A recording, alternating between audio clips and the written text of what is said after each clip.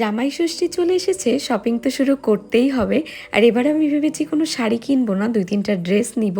তো আমাদের এখানে একটা অনলাইন শপ আছে, ওখানেই যাচ্ছি। মানে লাইভে দেখে আমার একটা ড্রেস পছন্দ হয়ে গেছিলো, তো ভাবলাম যে সামনাসামনি দেখে নিয়ে চলে আসি। তো এরপরে হচ্ছে তোমার পৌঁছে গেছিলাম, এই যে দেখো তাদের শোরুমে। আর এখানে এসে আমার অনেকগুলো ড্রেসই ভালো লেগে গেছিলো।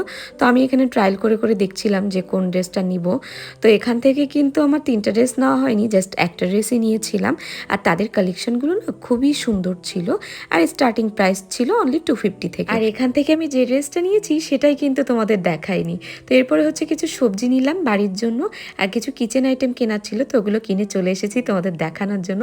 তো এই দেখো আমি কি কি কিনেছি, মানে আমি এখন অনেক সংসারী হয়ে গেছি।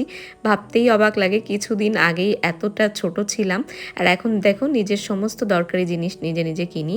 তো এই ছিল আজকের ব্লগ। চলো, ভালো লাগলে আমার চ্যানেলটা সাবস্ক্রাইব করে দিও।